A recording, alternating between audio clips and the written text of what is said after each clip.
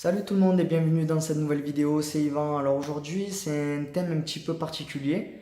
Il ne va pas y avoir de conseils en peinture ou autre, mais tout simplement on va parler un petit peu de prix aujourd'hui.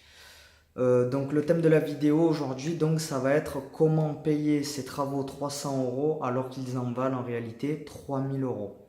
Donc 300 euros, 3000 euros c'est des prix, c'est une fourchette que j'ai pris complètement au hasard. C'est tout simplement pour donner l'exemple et je vais m'expliquer de suite.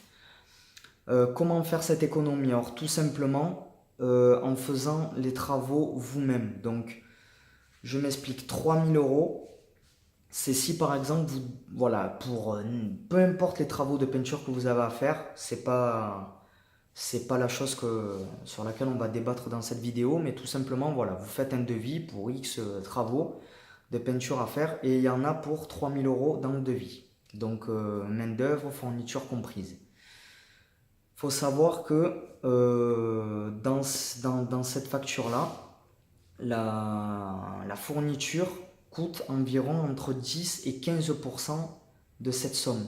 Donc c'est-à-dire que les travaux coûtent réellement entre 300 et 500 euros à peu près.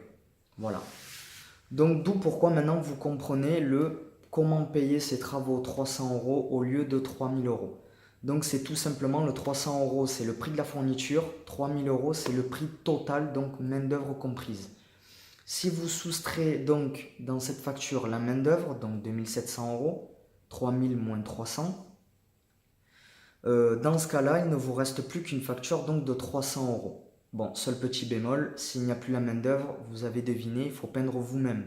Mais pour ceux qui n'ont pas forcément les moyens de faire appel donc à des professionnels et à sortir de telles sommes d'argent, ben, c'est intéressant pour vous du coup de vous mettre à peindre vous-même, puisque du coup vous avez quand même accès à la peinture. Donc du coup ben, si vous avez vraiment envie de changer de décoration murale ou autre, vous pouvez quand même le faire vous-même.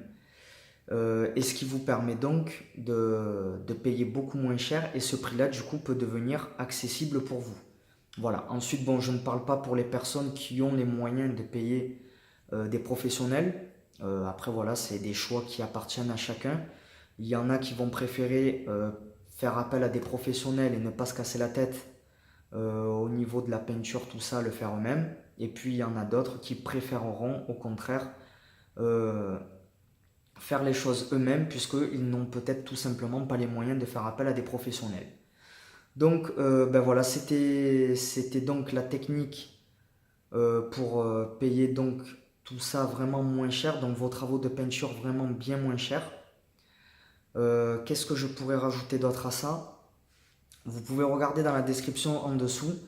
J'ai mis des liens qui conduisent à des articles donc qui conseillent beaucoup au niveau de, de la mise en œuvre justement des travaux en peinture. Donc voilà, il y a des articles sur la peinture, sur les enduits, le matériel à avoir, les matériaux, voilà, toutes ces choses-là. Donc voilà, si vous avez envie d'en savoir un petit peu plus, n'hésitez pas à aller donc dans la description juste en dessous.